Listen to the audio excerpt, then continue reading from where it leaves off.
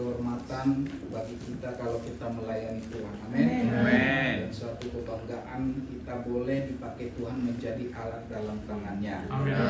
Bapak Ibu, kita akan membaca satu ayat dalam Alkitab kita yang tertulis dalam Lukas ya. Lukas 16 ayat 23, satu ayat saja Bapak Ibu ya, karena ini kisahnya panjang mengenai Lazarus ya, Lazarus dan orang kaya.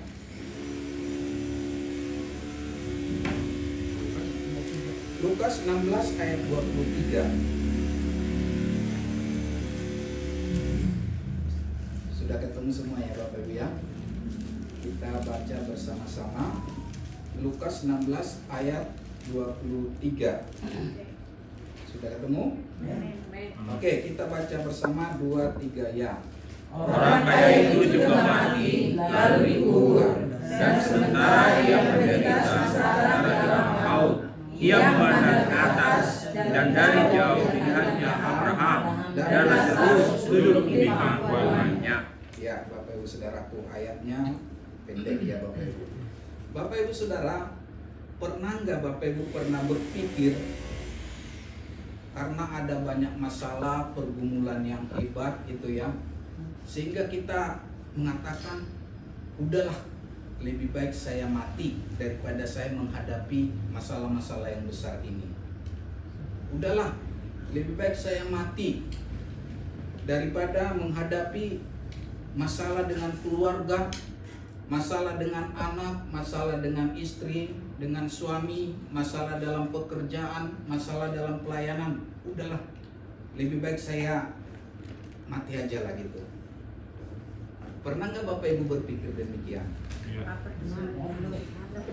Pernah ya Bapak Ibu ya? Iya pernah ya. Ada yang nggak pernah? Berarti semuanya baik, everything is okay. Ya, mantap imannya ya Bapak Ibu ya. Tapi ini Bapak Ibu Saudaraku hal yang wajar. Tapi Bapak Ibu, kenapa sampai orang berpikir demikian? Lebih baik saya mati daripada menghadapi hal-hal yang berat ini. Kenapa orang berpikir demikian? Karena orang itu berpikir atau kita berpikir ketika kita sudah mati, kita menganggap bahwa semuanya sudah selesai, sudah aman, sudah selesai, udah selesai gitu. Tapi Bapak Ibu Saudaraku yang terkasih dalam nama Tuhan, dengan jelas Alkitab mengatakan bahwa ada penderitaan atau sengsara di alam maut. Ini orang banyak tidak tahu kenapa dia berbuat demikian. Dia tidak menyadari bahwa di penderitaan di alam maut itu jauh lebih sadis, lebih sakit gitu ya Bapak Ibu ya. Jauh lebih sakit dan lebih sadis. Bahkan kalau dikatakan bisa ribuan kali sakitnya di alam maut itu daripada di dunia ini. Sekalipun dikejar-kejar debt collector atau dikejar-kejar apapun gitu ya, jauh lebih sakit di alam maut. Karena sengsaranya sangat luar biasa di sana Bapak Ibu ya. Jadi oleh karena itu jangan sampai kita berpikir demikian. Lebih baiklah sudah selesai, atau lebih baik udah main-main gantung diri ya, main-main tali gitu ya. Tidak Bapak Ibu Saudaraku. Justru masalah yang besar itu ada di alam maut. Dan kita sudah baca yang tadi Bapak Ibu Saudaraku, di mana ada sengsara di alam maut. Dan Alkitab mengatakan ada ratap dan kertak gigi. Ratap dan kertak gigi. Jangan sampai ada orang berpikir gini, udah lebih baik masuk neraka daripada masuk surga. Kenapa? Karena di neraka itu banyak artis-artis katanya. Bagaimana dia berkenalan dengan artis-artis di sana? Itu ratap dan kertak gigi dan kegelapan dan kepanasan. Bapak Ibu Saudaraku, saya menyadari bahwa api yang terpanas itu bukan biru, bukan merah, tapi api terpanas itu adalah hitam. Saya heran, kenapa bisa gitu? Api yang terpanas itu hitam. Bayangin aja, di sana adalah kegelapan. Tapi kegelapan, tapi panasnya sangat luar biasa begitu. Ya. Jadi Bapak Ibu Saudara yang terkasih, kita harus menyadari bahwa kita ya harus menyadari Alkitab yang ajarkan bagi kita bahwa di alam maut sana itu ada kengerian. Oleh karena itu Bapak Ibu Saudaraku, jangan sampai kita ke sana. Dan jangan kita berpikir bahwa kematian itu adalah akhir dari semuanya. Justru kematian itu adalah awal kita memasuki kekekalan. Apakah itu kekekalan dengan di hadirat Tuhan, atau di pangkuan Abraham, atau kekekalan di neraka? Jadi Bapak Ibu Saudaraku, kematian itu adalah awal kita menuju kekekalan. Ya, Bapak Ibu Saudaraku, kenapa manusia harus mati ya? Kenapa manusia harus mati? Apakah kematian itu hukuman Tuhan? Apakah kematian itu hukuman Tuhan? Kita berinteraksi saja ya Bapak Ibu. Kalau menurut Bapak Ibu, kematian itu hukuman Tuhan atau tidak? Tidak. Hukuman Tuhan atau tidak? Tidak ya. Ketika Bapak Ibu Saudaraku, Adam dan Hawa memakan buah pengetahuan yang baik dan jahat, pada saat itulah ada kematian. Tuhan mengatakan, kalau kamu memakan buah pengetahuan yang baik dan jahat itu, engkau akan mati, gitu ya Bapak Ibu ya. Bapak Ibu Saudaraku, dalam ayat ini sangat menarik ya, dalam Kejadian 2 ayat 13 itu ya. Dikatakan di sini dalam apanya ya? Saya coba teliti dalam bahasa aslinya, Thanato aposteneste. Thanato aposteneste. Artinya gini Bapak Ibu Saudaraku ya. Dalam bahasa Yunani itu ada namanya kata kerja middle, ya middle. Kalau dalam bahasa Indonesia ada kata kerja aktif dan pasif, gitu ya. Tapi kalau dalam bahasa Yunani ada satu lagi dan dua lagi, middle dan middle deponent, gitu ya. Kalau kata kerja aktif, saya makan nasi, itu ya. Objeknya adalah nasi, ya. Saya pelakunya. Tapi kalau saya mengatakan saya pakai baju, itu objeknya siapa? Saya sendiri. Saya memakai baju, objeknya saya sendiri. Itu namanya deponent atau middle. Dalam kata kerjanya itu kata kerja middle, bukan pasif, tapi dia middle. Jadi demikian juga Bapak Ibu Saudaraku yang dikatakan dalam Kejadian 2 ini ya. Dikatakan Kejadian 2 ayat 37, Thanato apostaneste. Artinya ketika kamu makan buah itu, kamu akan membunuh dirimu sendiri. Ya. Jadi seperti misalnya, kalau kita minum racun maut, kita akan mati. Kalau kita mencuri, dipukulin, mati, itu hukuman. Tapi kalau kita minum racun maut, itu kita mati. Jadi kita mati bukan karena hukuman, tapi mati oleh karena efek kita minum racun itu. Jadi demikian juga Tuhan mengatakan kepada Adam dan Hawa, kalau kamu makan racun ini, kamu akan mati. Artinya hukuman kematian itu bukan dari Tuhan, tapi efek orang itu memakan buah pengetahuan yang baik dan jahat itu. Bisa dipahami ya Bapak Ibu ya? Jadi sangat menarik. Jadi artinya Tuhan tidak pernah menghukum manusia itu mati. Kalau Tuhan menghukum manusia itu mati, buat apa Tuhan Yesus datang dari surga untuk turun ke bumi? Orang dia hukumannya dari dia, udah hapus saja hukuman itu gitu. Ternyata tidak. Seperti seorang ibu, dia bilang sama anaknya, anakku jangan minum susu basi ini. Kalau nanti kamu minum, kamu sakit perut. Itu ya. Nah, terus si anak ini minum susu itu, terus sakit perut. Apakah itu hukuman dari ibunya? Tidak. Itu hukuman akibat dari dia minum susu itu. Saking sayangnya si ibu itu, dia berusaha repot mengobatinya, cari obat, cari apa seperti itu. Demikian juga Tuhan kita. Ketika Adam dan Hawa jatuh dalam dosa, dia mulai masuk makan racun maut yang akibatnya nanti akan mati. Ya Bapak Ibu ya. Bapak Ibu Saudaraku, dalam ayat tadi kita sudah baca tadi, Yesus tidak sedang memberi perumpamaan biasa di sini, tetapi menggambarkan suatu realita rohani yang sangat penting. Keberadaan setelah kematian dan perbedaan mencolok antara orang yang hidup benar dan orang yang hidup tanpa Tuhan. Jadi Bapak Ibu Saudaraku, perumpamaan atau cerita yang Tuhan katakan itu bukan perumpamaan, tapi suatu realita kenyataan di alam maut. Jadi itu bukan perumpamaan ya Bapak Ibu ya. Oke, kita lanjutkan ya. Kematian bukanlah akhir ya. Di ayat 22 sampai 23 dikatakan orang kaya itu juga mati lalu dikubur. Tubuh dikubur tetapi jiwa melanjutkan perjalanan. Ini menunjukkan eksistensi setelah kematian, kesadaran, emosi dan ingatan tetap ada. Jadi Bapak Ibu Saudaraku, kalau ada yang mati, kita belum mati ya, tunggu dulu ya, karena belum selesai kerjaan. Itu memiliki kesadaran. Dia sadar, tapi tubuhnya dia mati, tapi dia memiliki kesadaran. Bahkan dia memiliki ingatan gitu ya. Bapak Abraham, masih ada saudara saya, tolonglah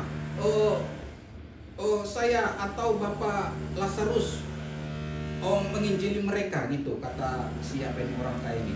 Tapi apa kata Tuhan? Ada hukum Taurat, ada di situ pemimpin KKS, ada pemimpin sektor kan gitu, ada di situ pemimpin wilayah yang mengajak ibadah, apalagi ada tuntai yang terus menelepon, ada di situ yang kesaksian. Jadi nggak perlu dari neraka ini ke sana untuk menginjili, ada di sana gembala gitu kan, iya. Jadi nggak perlu. Jadi Bapak Ibu Saudaraku, ada kesaksian Musa, ada hukum Taurat di sana, ada orang-orang yang mengajak mereka untuk datang kepada Tuhan. Jadi nggak usah, sekalipun dari yang kematian nanti keluar dia menginjili, kalau dia tidak percaya tetap aja tidak percaya kan gitu. Dulu ya.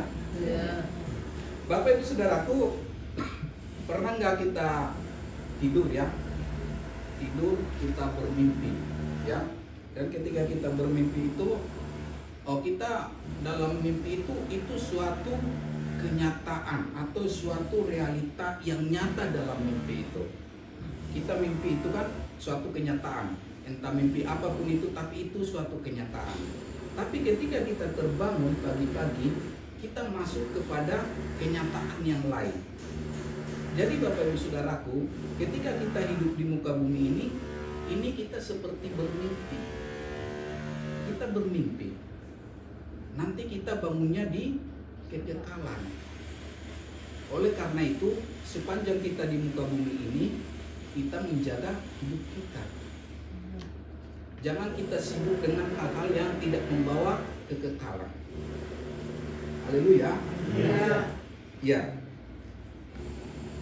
Alam maut adalah tempat kesengsaraan, ayat 23b tadi.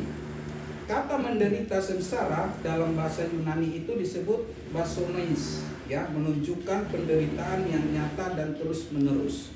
Jadi ada dua kata penderitaan ya, dalam bahasa Indonesia sama aja penderitaan. Satu penderitaan sementara, yaitu contohnya seorang ibu yang sedang melahirkan. Itu penderitaan yang sangat luar biasa, tapi hasilnya baik gitu ya. Tapi kalau dalam hal ini dikatakan sengsara dalam ayat ini itu bukan penderitaan yang sementara, tapi itu menunjukkan penderitaan yang nyata dan terus menerus. Gitu ya. Kata basonois dalam Lukas 16 ayat 23 menggambarkan penderitaan yang nyata dalam dan tidak berakhir yang dialami oleh mereka yang terpisah dari Allah setelah kematian. Kata ini adalah pernyataan serius tentang realita hukum yang kekal, bukan sekedar simbolis, tapi itu suatu kenyataan. Haleluya. Yesus tidak berbicara untuk menakut-nakuti, tetapi untuk membangunkan hati yang tertidur agar mereka berbalik sebelum terlambat. Jadi Bapak Ibu Saudaraku, posisi kita saat ini yang sekarang ini adalah posisi tidur. Jadi tidur dalam hal-hal duniawi, sibuk dengan hal-hal duniawi. Dan Tuhan mengingatkan supaya membangunkan ingat hal-hal yang rohani.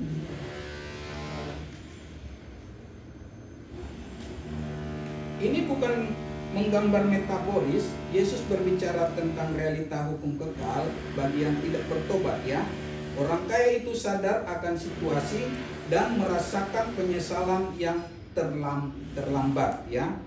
Pernyataan ini menggugah, apakah hidup kita ini mencerminkan kesadaran akan kehidupan setelah kita kematian? Apakah selama hidup kita ini sudah sesuai dengan apa yang Tuhan katakan? Jadi Bapak Ibu Saudaraku, kita bersyukur ada dalam naungan gereja. Kita bersyukur ada dalam lingkungan anak-anak Tuhan yang selalu mengingatkan kita. Bukan sekedar mengingatkan tapi mendoakannya. Ya. Ada pemimpin-pemimpin yang mendoakan kita. Haleluya. Ya. Ada pasien mendoakan sektor 2. Haleluya. Dia banyak berdoa, beliau banyak berdoa untuk Bapak Sihite kan.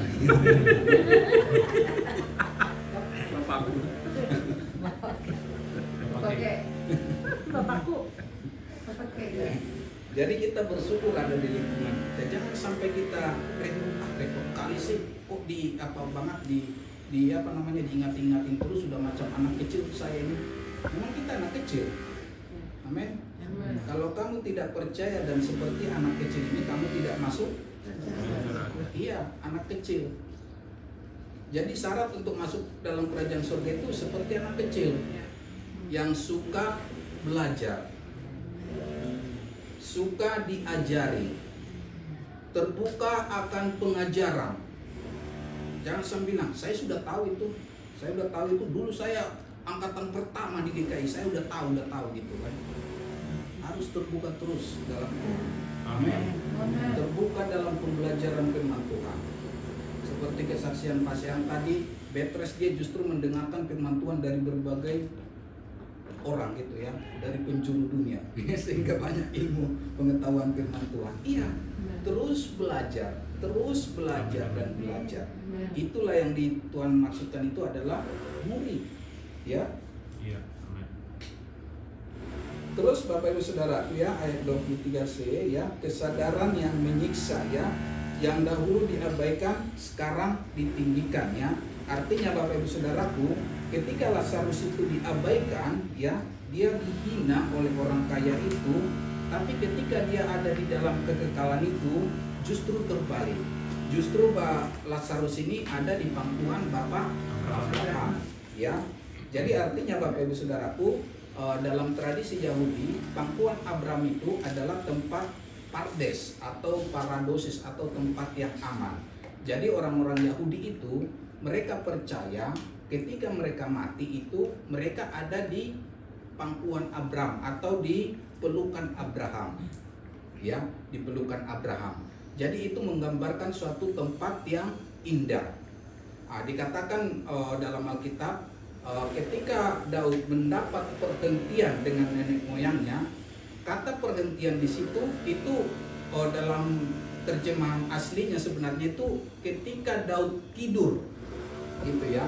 Ketika Daud tidur dan dia mendapat perhentian dengan nenek moyangnya, gitu ya. Artinya Daud itu dia ada dalam pangkuan Bapak Abraham. Jadi Bapak Ibu Saudaraku, kita yang sudah ada di dalam Kristus ini, Tuhan tidak kita di pangkuan, tapi ada di dalam Bapa. Karena Tuhan berkata, aku adalah jalan dan kebenaran dan hidup. Ya, barang siapa datang kepada Bapa tanpa melalui aku tidak sampai ya. Jadi Bapak Ibu Saudaraku ya, lewat pemahaman kita, pembacaan kita Alkitab yang tadi, bahwa kita harus menyadari bahwa ada kesengsaraan di alam bawah ya. Jadi jangan sampai kita terlena Bapak Ibu Saudaraku dalam dunia ini. Semisalnya kita ada dalam suatu kapal ya, contohnya kapal pesiar lah ya. Bapak Ibu sudah pernah naik kapal pesiar? Belum. Belum ya. Udah pernah aja dulu, pernah dalam mimpi ya, sama-sama. Sepakat dulu kita sama. Pernah. Naik Sulu pernah Sulu Tegaleng. Udah pernah. Dalam kapal yang besar ini ya, kapal pesiar ini saya juga belum pernah ya. Tapi nggak apa-apa, dalam bayangan aja ya. Dalam kapal pesiar ini kan semuanya itu lengkap, betul kan? Ada di situ tempat kafe, ada tempat renang, ada tempat olahraga, semuanya ada. Berarti udah pernah Bapak kesini? Hah? Buktinya tahu berarti pernah. Sudah pernah, tapi dalam mimpi tadi. Kan kita bicara tidur dengan mimpi kan gitu kan. Kan ini bicara konteksnya tidur dan mimpi. Jadi dalam kapal itu lengkap. Ada yang minum gitu ya, saking minumnya bernyanyi gitu ya. Bernyanyi dia merbuah holong misalnya gitu. Atau dia asik dengan siaran langsung TikTok gitu ya. Ibu Flora itu sangat aktif TikToknya. Follower berarti. Nyanyi rohaninya luar biasa. Banyak followersnya. Termasuk fans. Kalau saya sukanya mengintip orang gitu. Saya malah ingin gitu. Tapi sayangnya orang tidak pernah mengintip saya. Kenapa? Karena disembunyikan Pak. Enggak, karena postingan saya bahasa Ibrani semua jadi nggak tahu. Jadi menolak semua. Jadi itulah di kapal pesiar itu ada kesenangan-kesenangan. Ketika ada pengumuman dari nakoda gitu ya, diumumkan kepada setiap kapal, penumpang yang ada di pesiar ini mempersiapkan diri karena ada kapal ini ada masalah gitu ya, mau tenggelam gitu ya. Tapi kata orang yang bersenang-senang itu, wah itu masih lama itu kapalnya, kita minum lagi, ayo kita nyanyi lagi merbu holong, ayo nyanyi lagi gitu ya. Aduh TikTok aja dulu ya, TikTok ayo, masih lama itu gitu. Terus yang satu lagi bilang, udah minum aja dulu, mabuk lagi gitu. Padahal udah diingatkan jangan mabuk gitu ya, ke gereja besok jangan malam minggu mabuk gitu ya.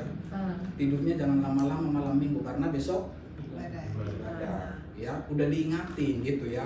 Seperti orang kaya tadi itu udah diingati, ada di situ pemimpin KKS-nya gitu. Jadi nggak usah khawatir, tenang aja kamu di seksara itu. Jadi seperti itulah kondisi itu Bapak Ibu ya. Ketika sudah terlambat kapal itu tenggelam, mereka sudah terlambat lagi, tidak mempersiapkan diri. Jadi Bapak Ibu Saudaraku, demikian juga kita. Jangan sampai terlambat. Kita tidak tahu kapan kita ketemu Tuhan. Tapi yang pasti itu keniscayaan. Itu suatu kepastian. Oleh karena itu kita persiapkan diri. Amin. Kita rajin ibadah. Kita rajin berdoa. Kita rajin baca Alkitab, baca schedule. Saya percaya di kita ini 70% banyak yang tidak baca Alkitab tadi pagi. Kecuali Pasian. Kecuali saya, itu pun karena khotbah. Kalau nggak khotbah nggak baca juga.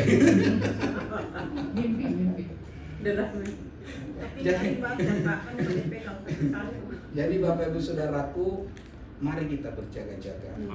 Kita tidak tahu kapan. Seperti Nuh itu memberitakan kebenaran itu selama 100 tahun, tapi tidak ada yang mau mendengar.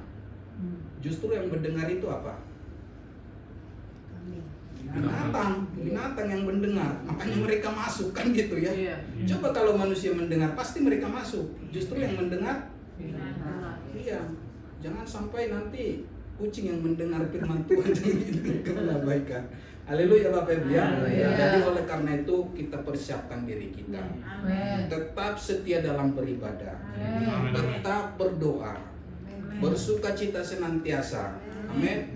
Bersyukur dalam segala hal ya. Tidak harus kita naik pangkat kita bersyukur, tidak. Tuhan katakan karena namamu lah tercatat di surga, itulah yang membuat kita bersyukur. Amin, amin, amin. Kalau kita sudah check out, udah langsung ke surga, amin.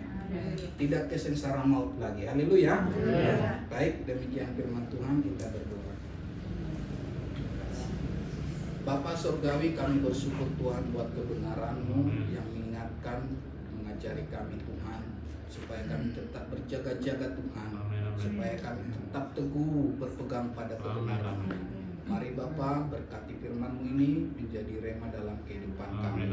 Terpujilah namamu, dalam nama Tuhan kami Yesus Kristus kami berdoa. Amin. Amin.